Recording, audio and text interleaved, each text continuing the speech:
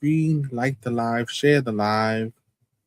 I appreciate you for all the time that you give me. I appreciate every single one of you for giving me the time to listen to what I have to say.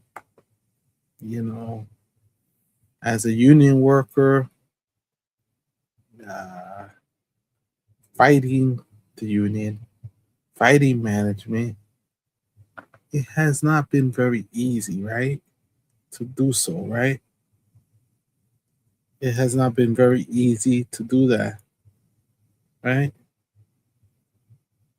It has not been very easy to fight these forces that have been attacking me or not listening to what I have to say. But everyone, welcome to the live.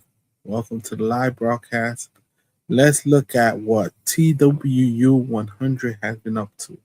My name is Celso Garcia, also known as Old Man Labor, and let's look at exactly what TWU 100 has been up to since they went after me and made sure that I was terminated.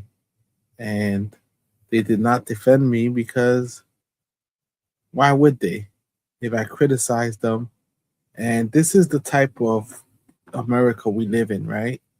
That you can't criticize or speak your mind without facing economic injustice or facing repercussions, right? Even in the workplace, especially in the workplace, you will face repercussions for speaking up. And this is what the union leadership is up to. Since I left, Richard Davis resigned. He got a golden parachute. He's still getting paid.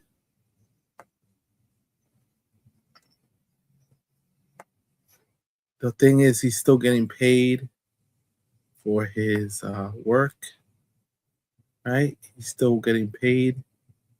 Believe it or not, he's still getting paid. Um, right? So he's still getting paid on the payroll. Haven't been live, so bear with me. Bear with me. I hate when it does that. When it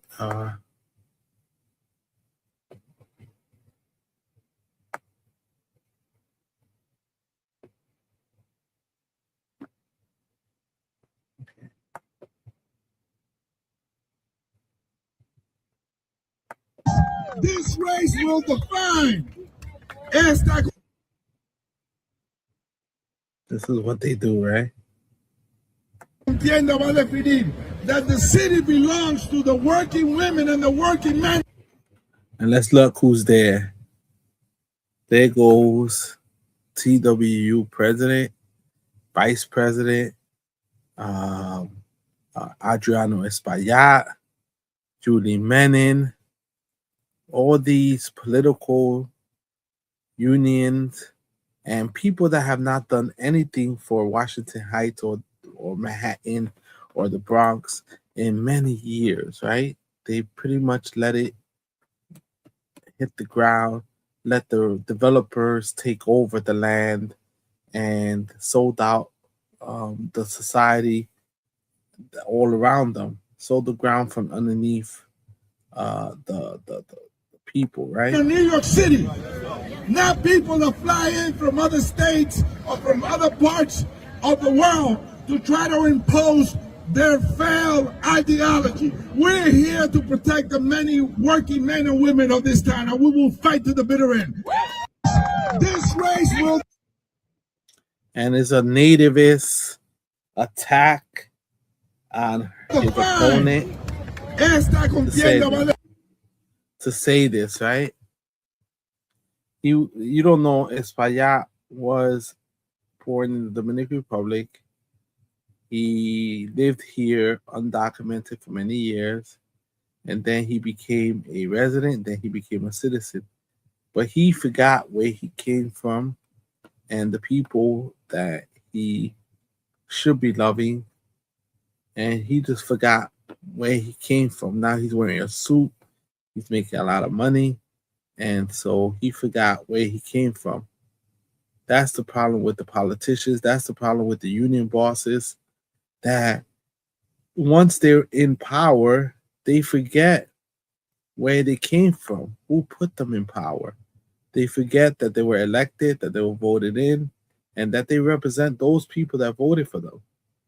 They forget real fast. Everyone, hit the like, subscribe, share button. We're going to talk about some real stuff today. And so once they get elected, they totally forget where they come from, period, right? So I'll play another video for you. A TWU 100 president, dissident, but now he became vice president. And guess what? Once they used them, they did everything they got to do. Now they feel like they don't need him anymore because of his popularity. Now they're trying to silence him. And now the activism and his activism,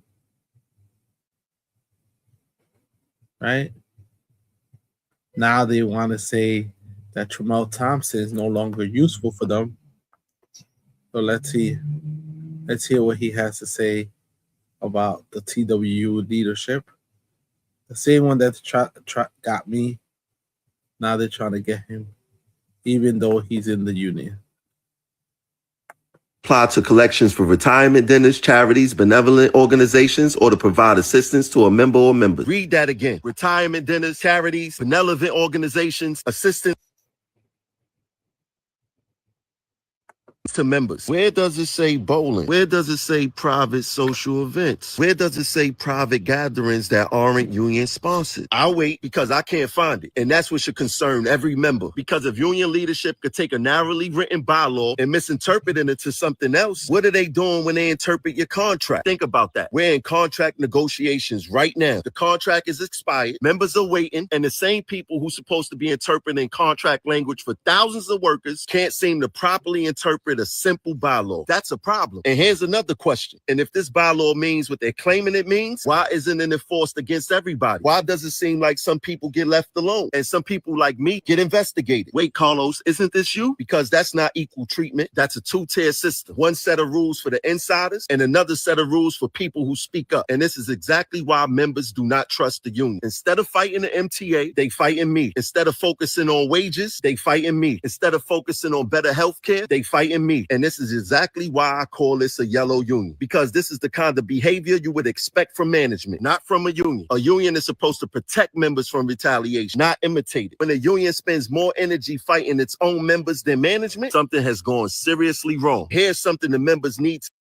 to know. When leadership files charges, when leadership sends letters, when leadership launches investigation, they're not personally paying the bill. The membership is. Every lawyer, every letter, every hour spent on this nonsense, the membership pays for it. So I have a question. Do they treat union money like member money, or do they treat it like it belongs to them? Because if this is really about protecting the membership, why are members' resources being spent on investigating the bowling party? Do you guys pay Carlos Bernabeu to investigate bowling parties? Think about that. Let me say something else. To every officer watching this happen and staying silent, you are part of the problem. And let me be clear, this isn't about bowling. It's about weaponizing the bylaws against political opponents. It's about intimidation. It's about sending a message to anyone who dares to question the leadership. My message back is simple. I'm not backing down, because if they could weaponize the bylaws against me today, then they could twist them against you tomorrow. And every member should be paying attention. If this union leadership think they go silence me with letters, they're clearly not paying attention. I'm going to keep speaking. I'm going to continue to defend myself. I'm going to keep asking questions, and I'm going to keep exposing what I believe is wrong, because this union belongs to the members, not the go along, get along gang leadership. And to the members, it's time we start acting like it. With that being said, check out our next bowling party, Juneteenth at Woodmere Lanes. Write RSVP in the comments so I can send you the link.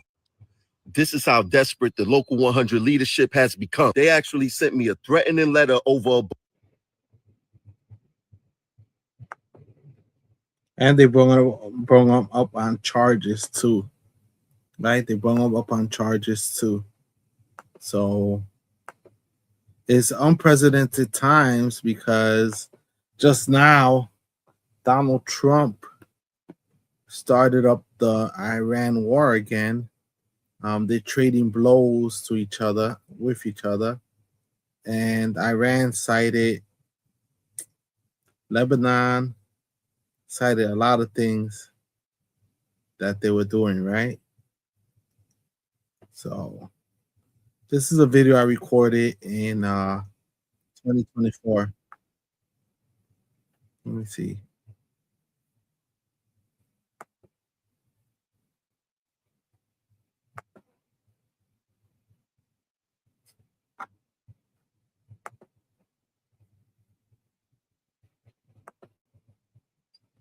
I'm gonna share a video that I recorded in 2022, and it's just bizarre the way the world is working right now. The way the world is working. Opposition is tried to be erased, and so let me show you. So, my name is Celso Garcia, and also known as Old Man Labor. What you can do is, above all, thank God for everything He has done and for providing for us every day. I appreciate your support, and I always appreciate. I want to make it a clear video and concise and straight to the point. That's why I had to think about it. I don't know if you know, you haven't seen me on the Metropolitan Transportation Authority's property. They suspended me for 5 months without pay, denied me unemployment benefits, and also went ahead and took me to arbitration where it was all lopsided and up against me, right? They went all out to try to make sure that I lose my job, right? I want to ask you all, should I keep fighting it or should I cave in? Everyone knows me as a good person, a person that always helps people on the job and off the job.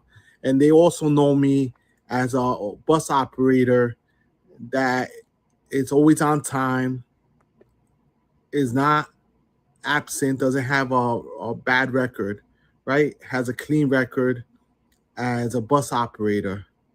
But where I have faults is that I'm the type of person that don't like to see injustices.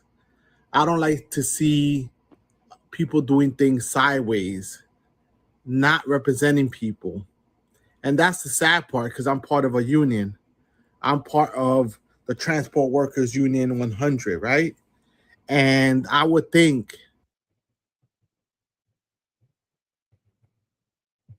that in the time I have been out, I've been out since April, you would think that they will call me to check up on me. You think they would care if I had a meal or my family had a meal.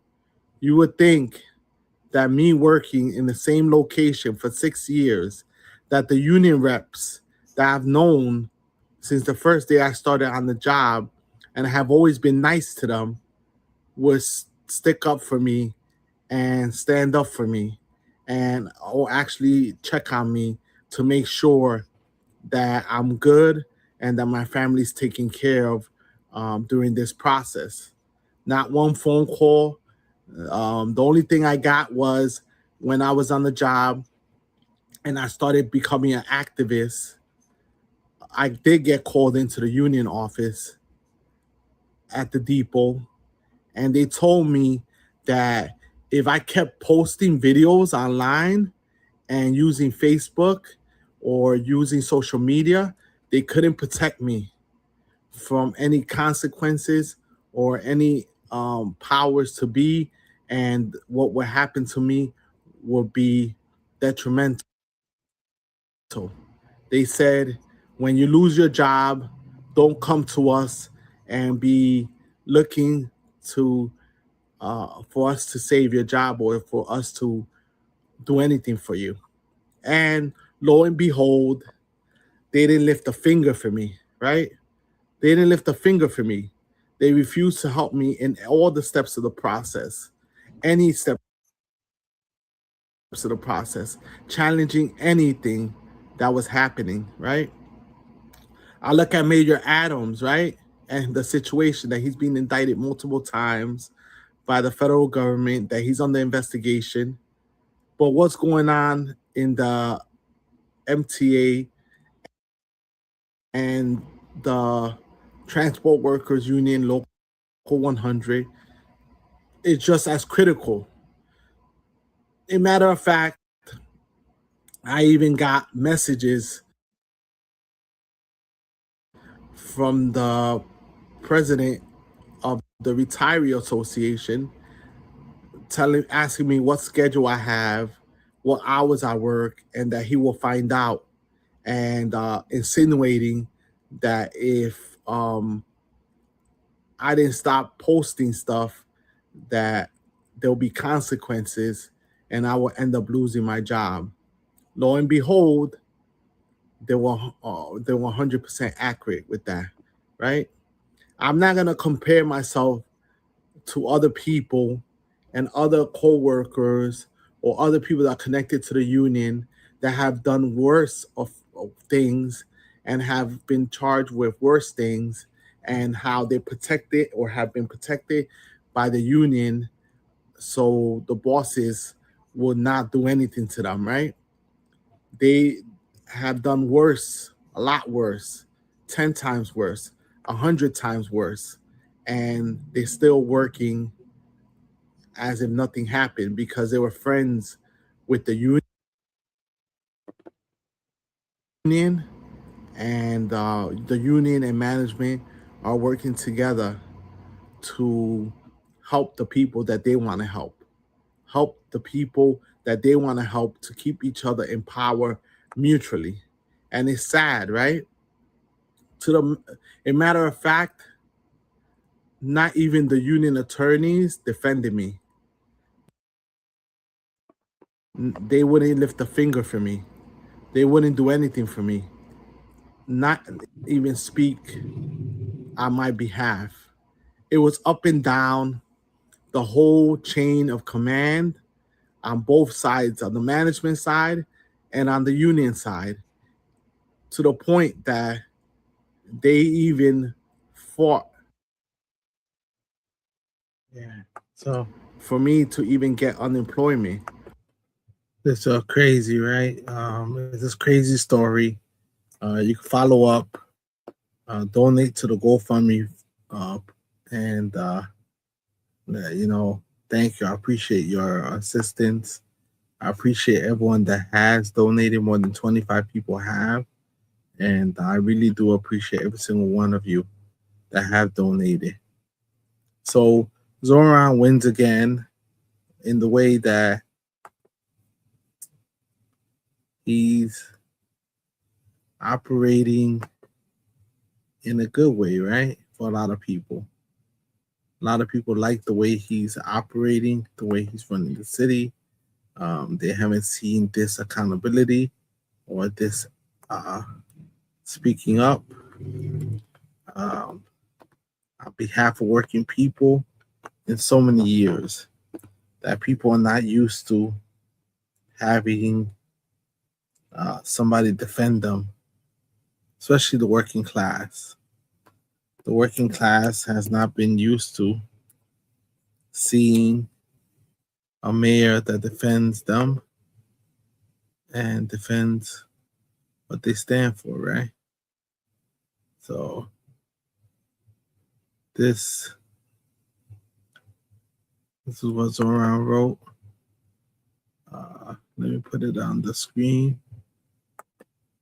And it's attached with a video.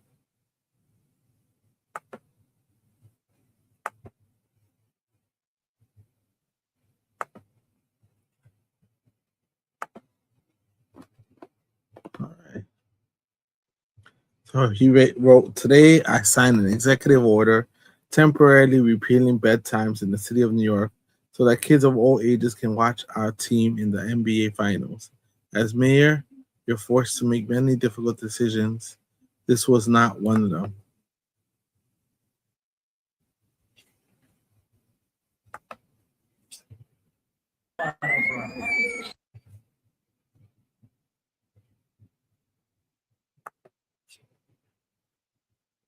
Are we ready? Who here? Here is our mayor's order repealing kids' bedtimes for the next 5 years.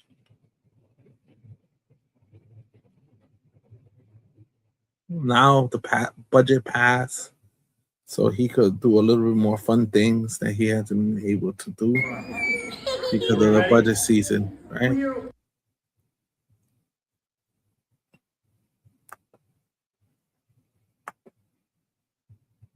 Was alive in 1999. Here is our mayor's order repealing kids' bedtimes for the next 5 years. And then he says, "How many of you were alive in 1999? Wow. Right? He wins again. He signed the executive order to suspend kids' bedtimes. Now they'll be able to stay up late Who here was alive in watching the game. Here is our mayor's order repealing kids' Some people might not like that, right? The fuddy duddies, the old people, the old parents, they're not gonna like that. Repealing the bedtime for people. Interesting, right? So TW 100 problems with union in New York City. Zohran wins again. And New York City politics are a joke. So in the end of the day, New York City politics are a joke because we don't stand up for what we believe in or what we claim to believe in. Right now, they're attacking Zohran for speaking or refusing to march in the Israel parade. Right? They're upset with Zohran. That's the main thing. They're really upset with him for not marching in the Israel parade. Right? He skipped the Memorial Day parade. He has skipped a lot of parades. He's not a parade type of mayor. He feels like there's better things he could do with his time other than, marching up and down in a parade, right? Not everyone's a fan of parades, right? But now they're trying to force it down his throat that he should have attended the Israel Day parade, and now he attacked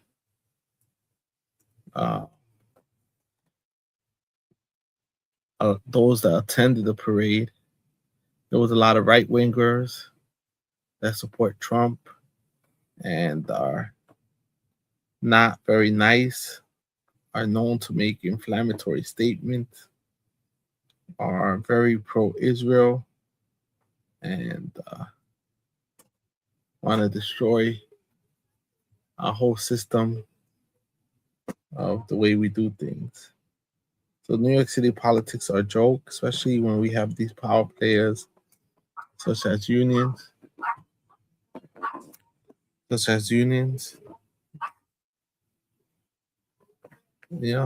power players that, like, such as unions that cave to these forces, right? That control and they beholden to dark money, big money. That's the main thing, that they're beholden to big money. That's the bad part about it.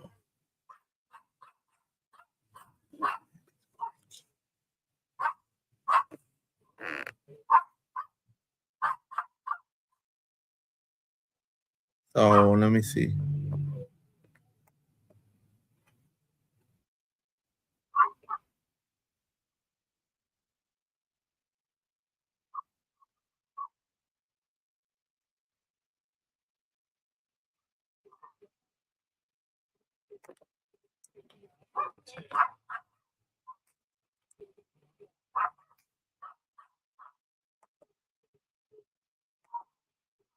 So let me show you something. New Jersey politics are a joke too, right?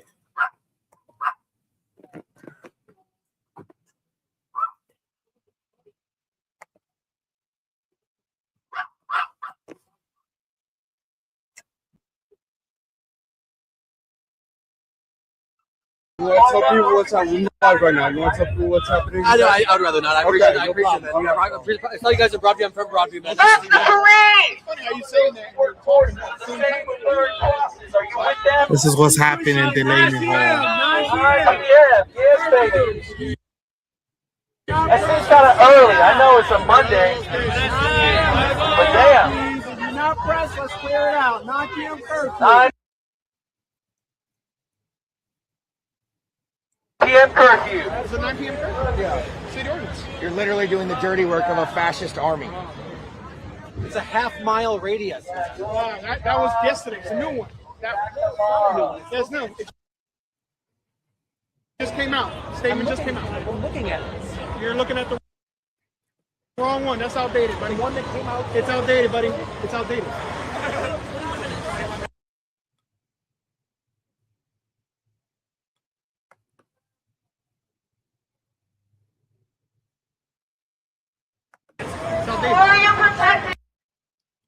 So this is the issue, right? This is what people do.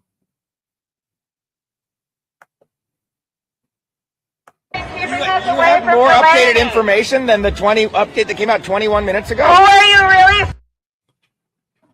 So it's serving by doing this? It isn't the people.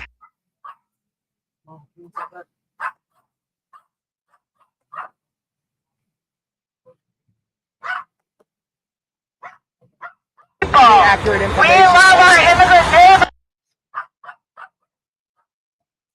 so that's the and we're here to stand in solidarity with them, and you won't let us do that.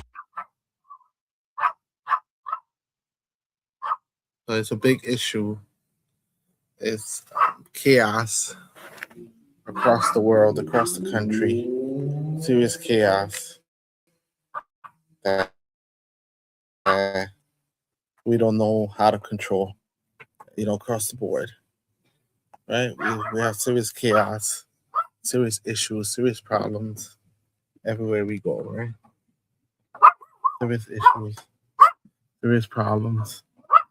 And that's the problem that we have, that no one knows how to control these problems and these issues that are happening across the country.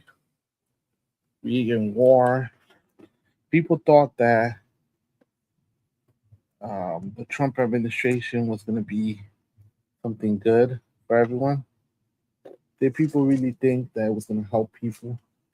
When people are struggling, ask yourself, how much money do you have in your pocket?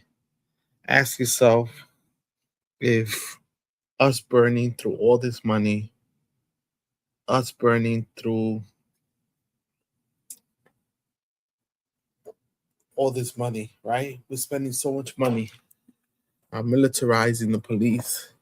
We're spending so much taxpayers' money on these injustices and keeping people holed up in a cell, splitting up families. It's not what democracy is about, right? It's not what democracy is about. Democracy has never been about destroying lives, right? Or it's not supposed to be, right? It's supposed to be representative democracy, where the people come first. And it seems to be that it's just on paper, right? It's just on paper. It's not something that's real. It's not something that we can actually believe in. It's just total destruction.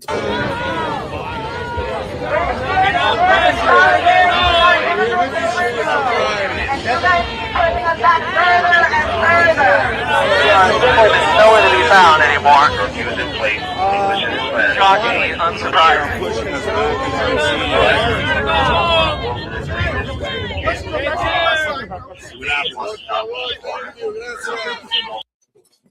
Mike Sherrill, the governor of New Jersey, Democratic governor, the ones that say abolish ICE say that they're against this type of behavior, right? Impose a curfew to calm things down and calm people down, right? And calm people down. That's what her story is all about. That she's going to calm people down by imposing a curfew, that she's going to help the average person by instituting law and order. But what are people protesting? Inhumane treatment of human beings right here in the United States. A lot of people don't complain about inhumane treatment of others in other countries, but now it's in our own backyard, right? It's in our own backyard, and the effects of fascism are clearly in display, and now they don't even lie about it or make it seem as if whatever they're doing is not true. Freedom of press, freedom of religion, freedom of speaking your mind, freedom of speech, freedom of assembly, now are all under serious attack. And those that speak up face consequences for speaking up, not only in the workplace, but in the streets, in our society, especially now with these tools that we have that are very important for protecting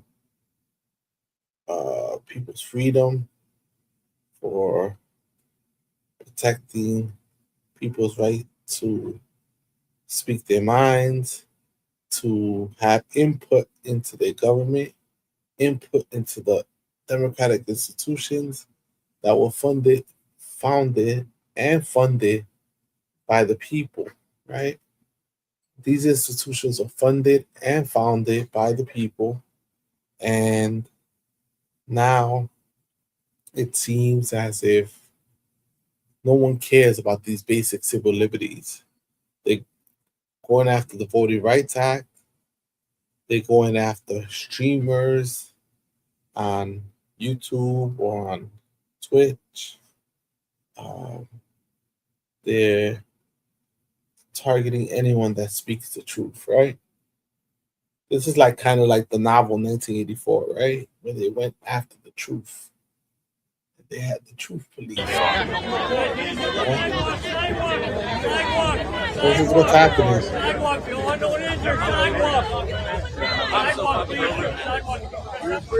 City or half mile. Let's do that interview. No more half mile radius. Yeah. 21 minutes ago, it's a half mile radius, but now it's a new directive.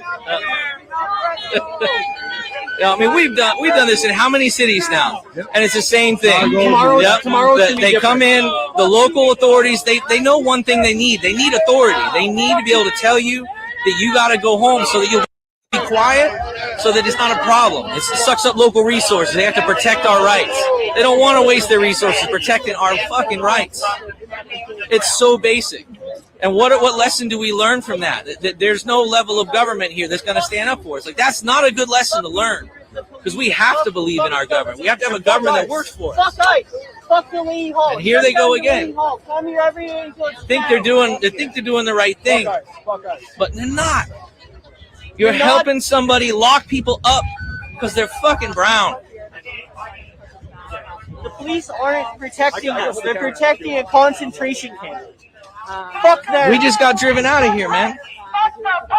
And that's what's gonna happen. And sooner or later, there won't be anybody coming. The quiet is what they need. They need us to be quiet. There's enough violence to get us to go away. And meanwhile, they just put more people. Thank you for being here tonight. Thank you. Fuck the police! Just been filming things. Here, let me do it.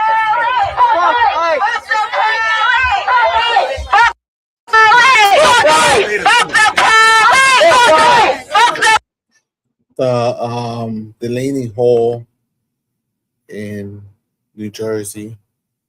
It's basically a tense situation, right? Where they have hundreds of people in this private prison, right? 'Cause it's private, and they complain about worms and problems with the sanitation system, and also with them being forced to work for pennies on the dollar just to be able to get additional commissary, like if you want a ice cream or you want a cake or you want coffee, they would charge you, take it out of your account that you work for. So they're giving them about $1 a day. So in 8 days, 7 days, 10 days, 20 days, you might be able to afford certain things. So you can have some type of, feel like some type of human with dignity, right? Some type of human with dignity and with some type of respect, right? So that's the issue that we're having now in America, that it's no longer trying to try to fake as if you respect the Constitution, trying to act and fake as if you respect the Bill of Rights. Now people are emboldened and feel protected to be fascist or to be anti-minority, anti-LGBTQ, anti-xenophobic. It's okay to do all this. But if you are standing up for people or standing up for people's rights or human dignity, human respect, human rights, now it's seen as a bad thing, right? Now the people that are standing up for human rights are seen as betrayers and destroyers of the American people. But it's not that way. It shouldn't be that way, because every human being should have human decency, right? Every human being should have human decency, respect, as much as people hate it, right? They should have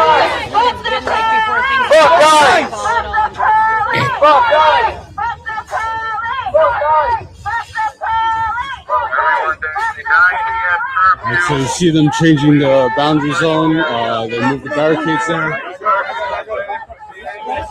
they have a badge, they go on that side. The press, if you're the press, you gotta go on that side.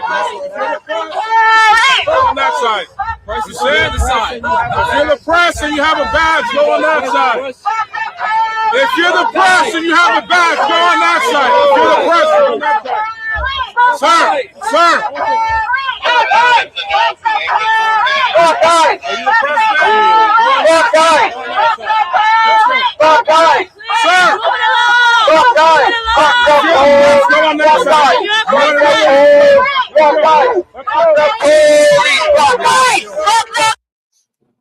So once again, tense interactions between the public, the press, and the local police department, which is trying to uphold, they claim, law and order, but we don't know what's going on because they pushed the press back 1.5 miles or the perimeter that the press wasn't allowed to be close by because they don't want bad publicity, right? They don't want people to see what is happening or how they're handling the protesters or the peaceful protesters. And that's a big issue, right? That's a big issue that this is what we are dealing with in this world right now, right? This is a big issue that we have rampant corruption, rampant not caring about other human beings. If people eat, not caring about the people's economics, not caring about what are the consequences of what we're doing, the long-term consequences, the messages that we send on how people see us around the world, that people are not going to want to come here if they see the brutality or they see the aggressiveness of the police department. Would they want to come here? Right? Would they want to come here?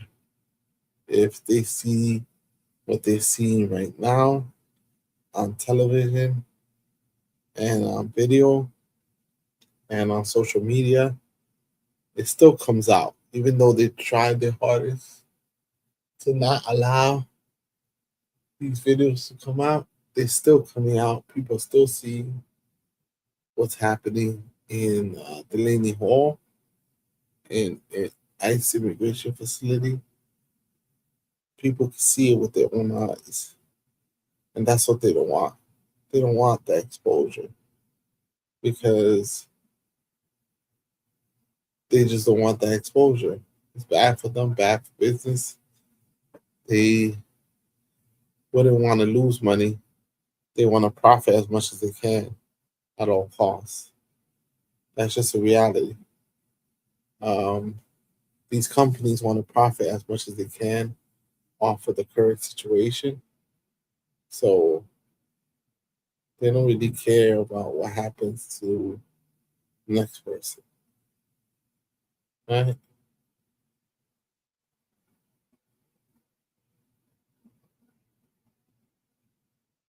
So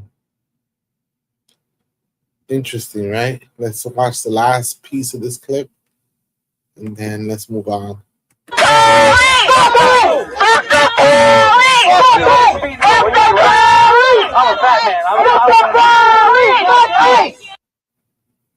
So it's kind of hard to tell who's press, who is a regular person.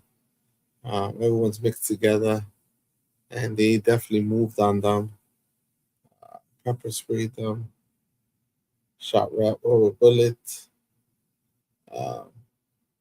did all type of action to try to prevent them from being successful at blocking the entrances of the facility, right?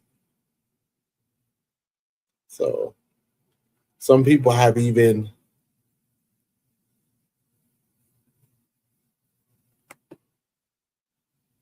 let's listen.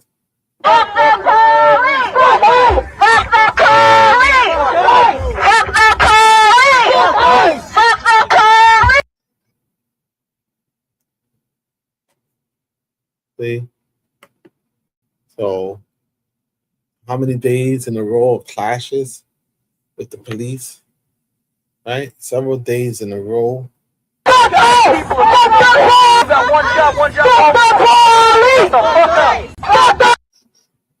Several clashes at Delaney Hall. Again, another night of clashes. reviving the protests that were happened 2 years ago, but a huge amount, and it's tough, right, to be in this situation or to be the one denying food to the poor. I mean, that's the crazy part. But this is Delaney Hall, and more and more press have been showing up covering it, which is always a good thing, right? Because there was not enough press covering what was happening inside. What's happening in the outside is now become the news story. But people should know what's happening inside and who is in charge of that. That's the problem, right? That's the problem. We don't know why they're doing this. They make the workers work. The prisoners are all workers, right? They work, 10 hours a day, 8 hours a day, 9 hours a day without no break. And then that's what they do. But everyone is different, right? Everyone is different. The world is on fire, right? And New York City politics, New Jersey politics are like that because they're both blue states. Even Connecticut is a blue state. All blue states, but somehow they always side with corporate entities and the people that are not conducive to the community, right? They're not conducive to the community. They don't help the community. But this is the people they side with, right? The rich, the ultra rich, are the people that they side with. And so hopefully things will change one day and the people will have more power in their hands than what they have now, right? So we don't have the power we used to have, even the labor unions, because we undercut ourselves, we undercut each other by fighting against those forces that try to consume us. But in the end of the day, we cannot be part of these movements because they betray us. So, but I appreciate you joining me. We'll keep talking about this tomorrow, especially New York City politics. We're getting pretty crazy. In 2 weeks is going to be the primaries. There's going to be a lot going on. I suggest you should do it now.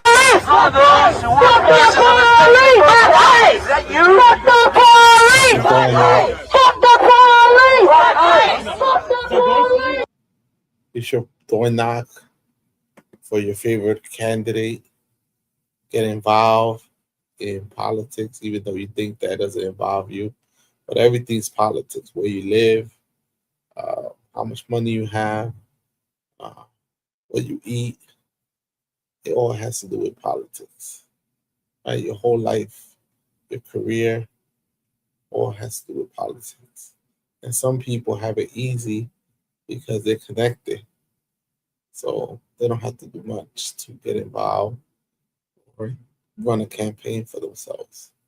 While other people are poorer and have to struggle and have to fight for every single ounce of credibility, every single ounce of action that they get, right? But I appreciate you all. I'm going to see you tomorrow. I'll keep going live. Thanks to you, the people. Those are the ones that should be writing the history and should be the ones that we should be listening to. The people of this country. Not Donald Trump, not Nikki Sherrill, or anyone else. But the people should listen and respond with urgency. Thank you, everyone. Have a good night.